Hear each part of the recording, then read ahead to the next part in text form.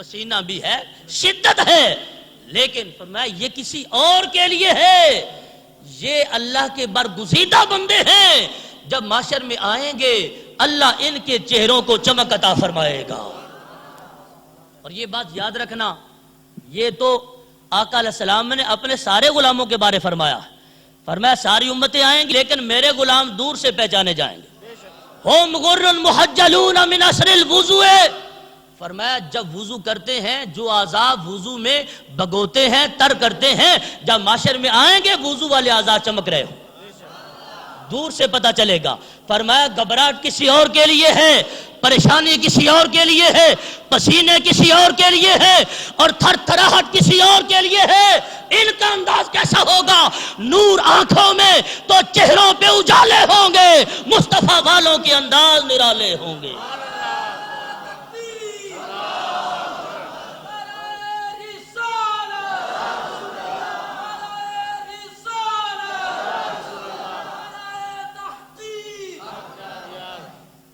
نور آنکھوں میں تو چہروں پہ اجالے ہوں گے، مصطفیٰ والوں کے انداز نرالے ہوں گے۔ جنتی ہیں وہ جنہیں ان کی صفات پہ یقین، وہ جو منکر ہیں جہنم کے حوالے ہوں گے۔ فرمایا ایسے انداز ہوگا مومنین کا، اور پھر اولیاء کی شان کیا ہوگی؟ فرمایا ان کے چہرے نورانی ہوں گے، اور مقام یہ ہے اللہ کی بارگاہ میں ان کے لیے نوری تخت بچھائے جائیں گے، نوری تخت۔ اتنی گرمی میں جہاں ایسی آندھیاں لو کی چل رہی ہیں، وہاں کسی کو صرف دلی اطمینان مل جائے، تھوڑا سہارا مل جائے، لو سے بچا لیا جائے تو یہ بھی بڑا مقام ہے۔ فرمایا ہمارے اولیاء کا مقام تم نے سمجھا نہیں ہے، ایسے ماحول میں ہم اپنے برگزیدہ لوگوں کے لیے تخت بچھائیں گے، نورانی تخت۔ ان وجوہہم لنور وانہم لعلی نور، فرمایا نوری تخت بچھائے جائیں گے، اور نورانی چہرے والوں کو اللہ کی بارگاہ میں تختوں پہ بٹھایا جائے گا۔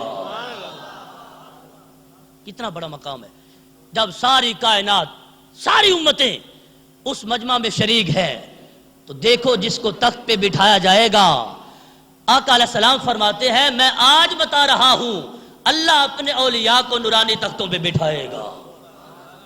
اس کے بعد فرمایا لا یخافون اذا خاف الناس ولا یحزنون اذا حزن الناس، فرمایا یہ وہی لوگ ہیں جن کو اللہ فرماتا ہے لا خوف علیہم ولا هم یحزنون، نہ ان کو کوئی خوف ہوگا نہ کوئی حزن ہوگا، ان کو اللہ معاشر میں بھی ایسا سکون عطا فرمائے گا۔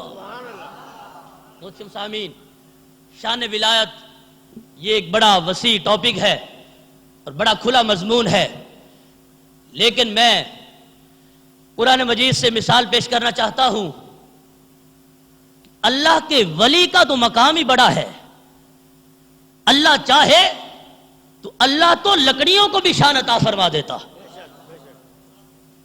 اللہ ساری شانوں کا مالک ہے، ان اللہ علی کل شیء قدیر، اللہ کین ڈو ایوری تھنگ، اللہ جو چاہے کر سکتا ہے۔ تو ساری شانوں کا مالک وہ ہے جس کو جتنی چاہی شان عطا فرما دی۔ قرآن مجید کے اندر عصائے کلیم کا تذکرہ ہے۔ عصا جانتے ہو؟ عصا سوٹا، اچھا، تو عصائے کلیم کا تذکرہ ہے قرآن مجید میں۔ وما تلک بیمینک یا موسیٰ قال ہی عصائی، فرمایا یہ کیا ہے دائیں ہاتھ میں؟ عرض کی یہ میرا عصا ہے، یہ میری لاٹھی ہے۔ اب وہ عصا جو لکڑی کا ہے، جامد ہے، اللہ نے اس کو بھی اتنی بڑی شان عطا فرما دی ہے کہ انسان کی عقل و خرد سے بالا تر ہے۔ اب عصا ہمارے پاس بھی ہیں، سارے لوگوں نے عصا دیکھے ہیں، گھروں میں پڑے ہیں، لاٹھیاں ہیں۔ اب ہے کسی کے پاس تو دکھاؤ ذرا مجھے، لاٹھی ہے کسی کے پاس؟ ہے چھڑی؟ چلو آپ نے دیکھی تو ہوگی۔ لاٹھی، یہ بھی لاٹھی ہے وہ بھی لاٹھی، یہ بھی جامد ہے وہ بھی جامد ہے۔ ہم واپس کر دیں گے، ساتھ نہیں لے جائیں گے، صرف مسئلہ سمجھانا مقصود ہے۔ تو یہ لاٹھی ہے، عصا ہے۔ اب اس کی یہ شاخ ایک طرف ہے جو عصائے کلیم ہے، اس کے بارے مفسرین نے لکھا اس کی اوپر ایسے دو شاخیں، ایسے درمیان میں ہاتھ ڈلتا ہے، تو یہ لکڑی کا عصا، حضرت کلیم علیہ السلام کا ہے. اب وہ عصا اتنی بڑی شان کا مالک ہے. تفسیر کبیر اٹھا کے دیکھو، روح المعانی اٹھا کے دیکھو، روح البیان اٹھا کے دیکھو، مدارک التنزیل اٹھا کے دیکھو، بڑی بڑی معتبر کتابوں میں یہ روایت موجود ہے کہ اس عصا کو اللہ نے بڑی شان عطا فرمائی تھی. جب عصا کی شان آپ دیکھ لیں گے تو پتہ چل جائے گا جو خدا لکڑی کو شانے دے سکتا ہے وہ ولی کو شانے نہیں دے سکتا. لکڑی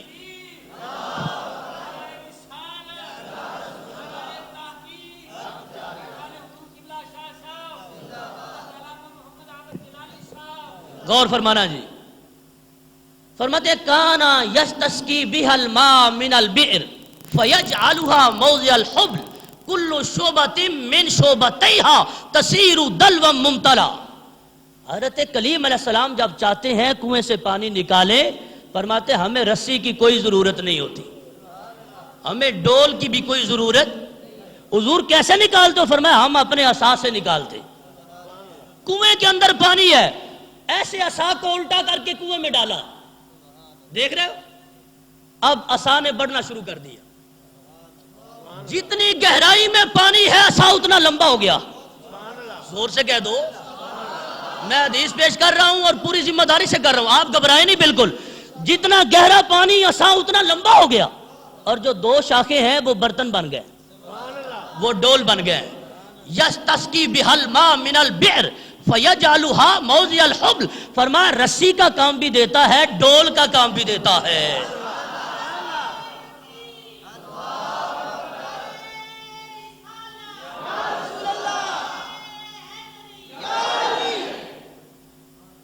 اب یہ نہیں بڑھ رہا، مجھے سمجھ نہیں آ رہی، یہ بھی عصا ہے. وہ عصا اتنا بڑھتا ہے جہاں تک پانی گہرا، جہاں تک بولے جہاں تک جتنا پانی گہرا ہے اتنا نیچے چلا گیا. حضرت کلیم علیہ السلام نے کھینچا، فرمایا جب باہر آیا تو پانی کے 2 ڈول بھرے ہوئے باہر آ گئے. 2 ڈول بھرے ہوئے باہر آ گئے. اب پانی لے لیا ہے، ہاتھ میں پکڑا ہے تو لاٹھی کی لاٹھی ہے، نہ لمبا ہے، نہ ڈول ہے، نہ برتن ہے، نہ تخلخل ہے، کچھ بھی نہیں ہے. اب پھر چھوٹا بھی ہو گیا ہے اور ویسے ہی موٹا بھی ہو گیا. کیا وجہ ہے؟ یہ تو آپ جانتے ہیں جادو تو تھا نہیں، خود ہی بڑھتا ہے، خود ہی گھٹتا ہے، پانی دیکھ لیتا ہے، جتنا پانی گہرا ہے پانی میں چلا جاتا ہے، برتن بن جاتے ہیں، اوپر نکالتے ہیں، پانی ضائع نہیں ہوتا. 2 ڈول بھرے ہوئے پانی کے باہر آ جاتے ہیں. غور فرمانا ذرا، صرف اتنا نہیں ہے.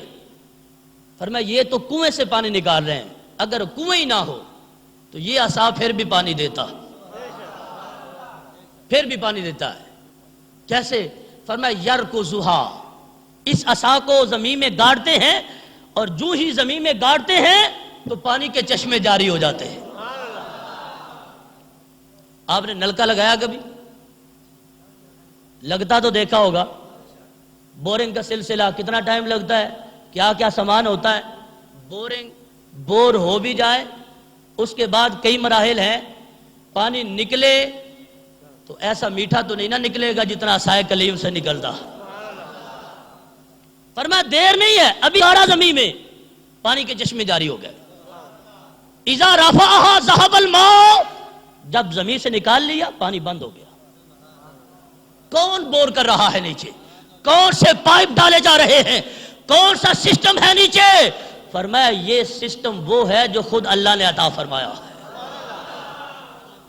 تمہارے لوہار کو ایسی تکنیک ہی نہیں ہے، اس کے پاس ایسا سامان ہی نہیں ہے، وہ جب تک اوزار استعمال نہیں کرے گا پیپ نیچے جائے گی نہیں.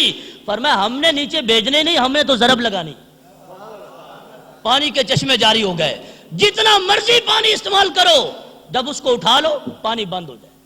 سامعین محترم، اس سے بھی اگلی بات یہ ہے، پانی زمین سے نکلتے ہی رہتا ہے، کمال یہ بڑا ہے. لیکن حضرت کلیم علیہ السلام کا عصا اتنی بڑی شان کا مالک ہے. فرمایا پانی نہیں، وہ کھانا نکالنا چاہے تو وہ بھی زمین سے، پکا پکایا کھانا. بابا جی پکا پکایا کھانا، کھانا زمین سے نکلے، گندم زمین سے آئے اور پھر اس کو کوئی استعمال کرے اور آگے اس میں کتنے مراحل ہیں تب کبھی جا کے کھانا پکے گا. قربان جائیے عصائے کلیم پہ. ابھی گاڑا ہے.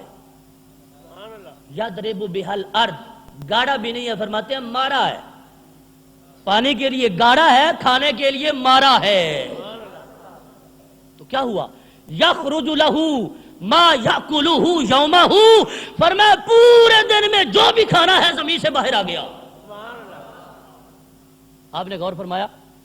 اب اس روایت میں قید کوئی نہیں لگائی گئی. اس سے روٹیاں نکلتی ہیں، اس سے سالن نکلتا ہے، اس سے چاول نکلتے ہیں. فرمایا جب ماں کہہ دیا تو اس میں سب کچھ آ گیا. جو کلیم چاہتے ہیں عصائے کلیم وہ مہیا کر دیتا. بات کی سمجھ آ رہی ہے؟ یہ پچھلے بھائیوں کو بھی تو کہہ دیں سبحان اللہ. ابھی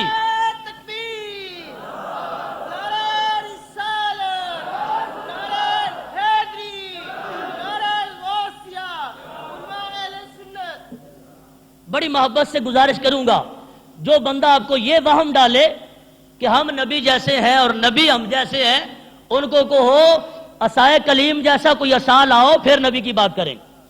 نہیں غور کیا آپ نے؟ یہ بھی عصا ہے، وہ بھی عصا ہے. آپ کے پاس ہزاروں ایسی لاٹھیاں اور ایسے سوٹے اور ڈنڈے آپ نے سنبھال کے رکھے ہیں، لیکن یہ تو ہے کہ اس کو چولہے میں رکھ کے جلا دیا جائے، ایندھن بنا دیا جائے اور راکھ کر دیا جائے. یہ کبھی بھی نہیں ہوا کہ زمین پہ مارا ہو تازی روٹیاں مل جائے. جی یہ مقام، یہ مرتبہ، یہ شان اللہ نے عطا فرمائی.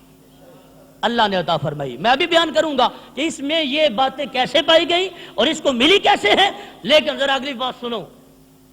حضرت کلیم علیہ السلام کانا اذا اشتہا ثمرۃ، جب کوئی پھل کھانا چاہتے ہیں، حضرت کلیم جب پھل کھانا چاہتے ہیں یرکضھا، پھر زمین میں گاڑ دیتے. اب دو شاخیں ہیں تو اوپر بڑھنا شروع ہو گئی. تغسن غسنین، حدیث کے لفظ ہیں.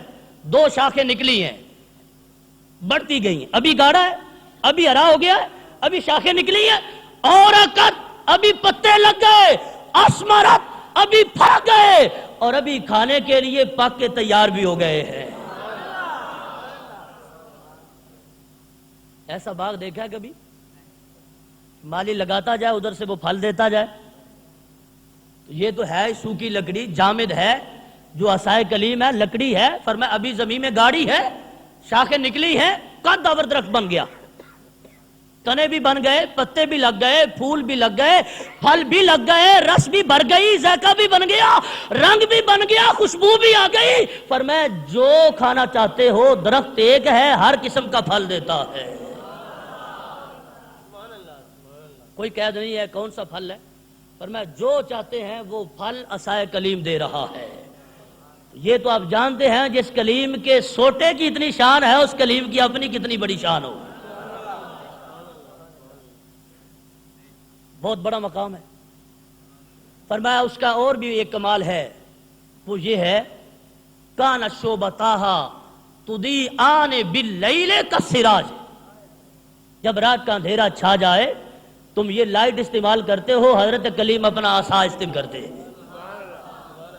فرمایا دو شاخیں ایسے چمکتی ہیں جیسے دن کو سورج چمکتا ہے. لکڑی میں کون سے سیل ہیں، کون سی بیٹری ہے، کون سا بلب استعمال ہو رہا ہے. عصائے کلیم کتنی کوالٹیز اس میں پائی گئی، معجزات کا منبع بن گیا. اندھیرا چھا جاتا ہے وہ چمکنا شروع ہو جاتا. گرامی کے حضرات، اس سے بھی بڑا کمال یہ ہے جس کو خود قرآن نے بیان کیا. فرمایا کان اذا ظہر لہ عدو کانت تحاربہ. حضرت موسیٰ علیہ السلام کا دشمن جب کوئی سامنے آتا تو وہ عصا پہچان لیتا کہ آنے والا کلیم علیہ السلام کا دشمن. آنے والا کون ہے؟ بولے. آپ ناراض ہو رہے ہیں سن کے بعد. آنے والا کون ہے؟ اس نے دور سے پہچان لیا کہ آنے والا دشمن ہے. عصائے کلیم نے کس آنکھ سے پہچانا ہے اور کس فہم اور ادراک سے جانا ہے، اور صرف جانا نہیں ہے، کانت تحاربہ، خود ہی حملہ بھی کر گیا۔ آج کی ٹیکنالوجی، آج کی سائنس کتنی ترقی پہ چلی گئی۔ اب لوگ کہتے حیرت والی بات ہے، میں نے کہا اب تو اتنی دیر گزر گئی ہے، عصائے کلیم نے تو اس وقت یہ سکہ منوایا تھا۔ اس کو قرآن بیان کرتا ہے، جب حضرت کلیم علیہ السلام فرعون سے مقابلہ ہو رہا ہے تو 72,000 جادوگر اس نے بلائے۔ کتنے؟ 72,000۔ ہم اثنان و سبعون الف، 72,000 جادوگر اس نے بلا لیا، اور سارے ماہرین ہیں۔ حضرت موسیٰ علیہ السلام بھی اپنا عصا لے کے آ گئے، اور ہمیں تو ضرورت ہی نہیں ہے، کام عصا ہی کر جائے گا۔ قرآن کہتا ہے قالوا یا موسیٰ اما ان تلقی و اما ان نکون اول من القا، کہنے لگے پہلے تم ڈالو گے یا ہم ڈالیں؟ قال بل القوا، فرمایا تم ڈالو، ابھی پتہ چل جائے گا۔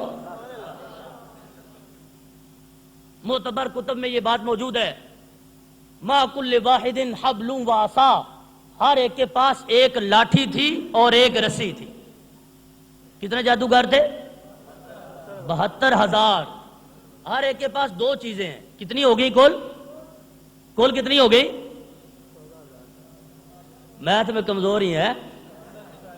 1,44,000 اژدہا دوڑ رہے ہیں، بھاگ رہے ہیں۔ اللہ تعالیٰ فرماتا، ہم نے فرمایا القے ما فی یمینک، میرے کلیم تجھے کوئی ضرورت نہیں ہے، دائیں ہاتھ میں جو لاٹھی ہے اس کو چھوڑ دو، ابھی پتہ چل جائے گا۔ حضرت کلیم نے لاٹھی کو چھوڑ دیا ہے۔ اب وہی لاٹھی جس کو پکڑیں، جس کو اٹھائیں تو اٹھتی ہے، رکھ دیں تو رکھی جاتی ہے، ہلتی نہیں ہے۔ اب وہ دوڑتی بھی ہے، بھاگتی بھی ہے، دیکھتی بھی ہے، جانتی بھی ہے، پہچانتی بھی ہے، پکڑتی بھی ہے، اٹھاتی بھی ہے، چباتی بھی ہے، اور چند سیکنڈ کے اندر سارے کے سارے ختم کر کے دکھاتی بھی ہے۔ تلقفت کل ما صنعوا، جو کچھ تھا سب کچھ اس نے ہڑپ کر دیا۔ اب کوئی سانپ نہیں باقی رہ گیا، کوئی رسی نہیں باقی رہ گئی۔ 72,000 جادوگر کھڑے دیکھ رہے ہیں کہ بن کیا گیا، ایک بھی باقی، اور بولو ایک بھی باقی نہیں بچا۔ حضرت کلیم علیہ السلام نے ہاتھ میں پکڑا ہے، نہ اس کا کوئی پیٹ ہے، نہ اس کا کوئی وجود بڑا ہے، نہ وہ موٹا ہے، نہ لمبا ہے، پھر لاٹھی کی لاٹھی ہے، سوٹے کا سوٹا ہے۔ اس کی آنکھ تھی، اس کے کان تھے، چلتا کیسے تھا، بھاگتا کیسے تھا، اس کا پیٹ کتنا تھا، جو 1,44,000 دشمن اپنے پیٹ میں ہڑپ کر گیا، وہ کہاں گئے؟ اب دیکھو ذرا، قرآن مجید بولتا ہے ہوا کیا، وہ لاٹھیاں، وہ رسیاں، وہ سانپ، وہ اژدہا، وہ سارے ختم۔ اب 72,000 جادوگر ہوش اڑ گئے ان کے، نہیں غور کیا آپ نے؟ جادوگر جو جادو دکھانے آئے تھے ان کو یہ یاد ہی نہیں رہا کہ ہم تو مقابلہ کرنے آئے تھے، بلکہ اب سجدے میں پڑے۔ قرآن کہتا ہے القی السحرۃ سجدا، اب سارے سجدے میں ڈال دیے گئے۔ سوچنے کی گنجائش ہی نہیں ملی۔ سوچتے کیا، اتنا روب طاری ہو گیا عصائے کلیم کا، سارے سجدے میں پڑے، القیا، ڈال دیے گئے سجدے میں۔ اب فرعون غصہ کر رہا ہے، ان کو پالا تھا، ان کو پڑھایا تھا، جادو سکھایا تھا، انہوں نے کیا کیا، سارے سجدے میں پڑ گئے۔ اب ان کو دھمکیاں دیتا ہے، پاؤں کاٹ دوں گا، ہاتھ کاٹ دوں گا، تجھے درختوں پہ میں پھانسی دے دوں گا۔ انہوں نے کہا کچھ بھی ہو جائے، آمنا برب ہارون و موسیٰ، فرعون ہم نہیں مانتے، ہم نے کلمہ پڑھ لیا ہے، ہم اس کو مانیں گے جو موسیٰ کا بھی رب ہے، ہارون کا بھی رب ہے۔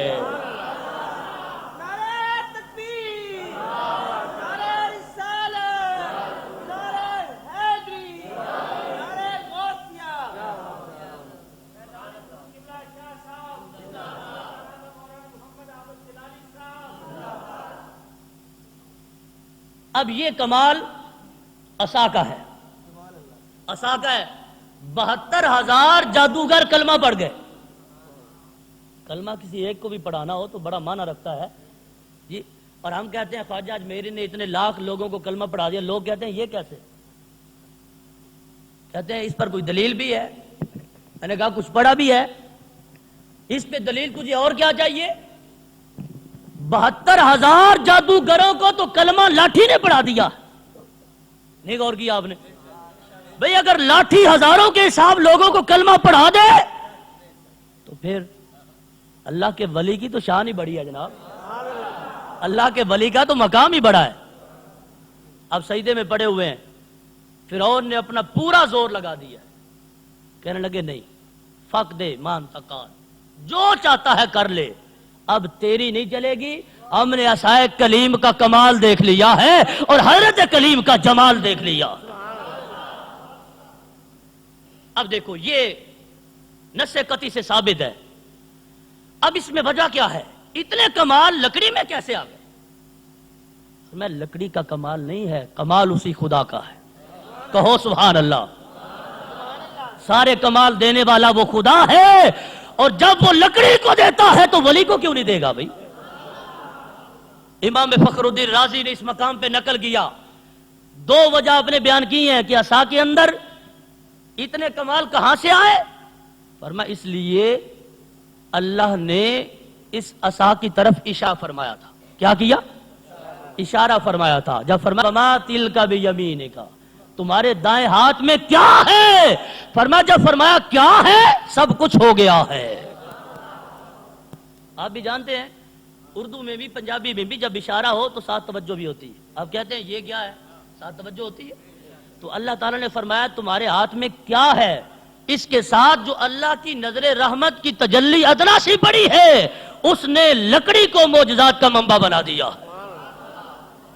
اب امام فخر الدین رازی فرمانے لگے پھر تعجب کیوں کرتے ہو, اگر لکڑی پہ تجلی پڑے تو وہ معجزات کا منبع بن جائے تو بندہ وہ ہے جس پہ ایک تجلی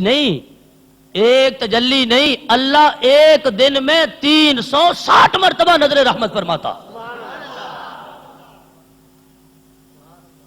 ان اللہ تعالی ینظر الی قلب العبد, فرمایا اللہ بندے کے دل کی طرف خود دیکھتا ہے, اور جب وہ نظر رحمت فرماتا ہے, ادنا نظر رحمت ہو تو لکڑی کو اتنا کمال ہو, اور اگر 360 مرتبہ ایک دن میں نظر رحمت ہو تو پھر کتنے کمال عطا فرمائے. انہ تعالی ینظر کل یوم 360 نظرہ الی قلب العبد, ایک دن میں 360 بار نظر رحمت فرمائے تو وہاں کمی کیسے آئے گی؟ پھر وہ کہیں کہ لاہور میں بیٹھ کے قبلہ دکھلا دیں تو لوگ کہتے ہیں دلیل ہے کوئی؟ جی لکڑی کے لیے کیا دلیل ہے؟ ساری طاقتوں کا مالک وہ خدا. اہل سنت و جماعت کا یہ عقیدہ ہے, سارے اولیاء بھی, سارے انبیاء بھی, سارے بھی مل جائیں اللہ کی مرضی کے خلاف تو تنکا بھی نہیں ہلا سکتے, اور اللہ کی دی ہوئی طاقت سے ایک اللہ کا ولی چاہے تو اپنے اشارے ابرو سے ہمالیہ جیسے پہاڑ اڑ سکتا. یہ ساری عطا اللہ کی ہے. تو پہلی وجہ یہ تھی, فرمایا عصا کا کمال اس لیے ہے کہ اللہ نے نظر رحمت فرمائی ہے. دوسرا کیا ہے؟ فرمایا اسی بات پہ تم نے تعجب کر لیا ہے کہ عصا یہ گھٹتا بھی ہے, بڑھتا بھی ہے, رسی بنتا ہے, ڈول بنتا ہے, پانی کے چشمے جاری کرتا ہے, اس سے کھانا نکلتا ہے, اور پھر یہ پھل کے بھی کام آتا ہے, چھاؤں کے کام آتا ہے, رات کو چمکتا ہے, دیکھتا بھی ہے. فرمایا تعجب نہ کرو, یہ نہیں دیکھا کہ کس کا ہاتھ لگا ہوا ہے. کانت العصا فی یمین موسیٰ علیہ السلام, فرمایا عصا کا کمال نہیں ہے, کمال تو حضرت کلیم کے ہاتھ کا ہے, جس ہاتھ نے ایک مرتبہ مس کر دیا ہے, اس نے لکڑی کو اتنے معجزات دیے ہیں. بتاؤ اس ہاتھ کی طاقت کا عالم کیا ہوگا. اب فرمایا ایک طرف موسیٰ علیہ السلام کا ہاتھ ہے اور ہاتھ میں لکڑی, ہاتھ میں بولے ہاتھ میں, دوسری طرف اللہ کا ہاتھ ہے اور اللہ کے ہاتھ میں بندے کا دل ہے. کہہ دو صحیح مسلم شریف کی حدیث, ان قلوب بنی آدم کلھا بین اصبعین من اصابع الرحمن, اللہ کے 2 انگلیوں کے درمیان بندے کا دل ہے, یصرفہ کیف یشاء, جیسے چاہتا ہے اللہ تصرف فرما دیتا ہے.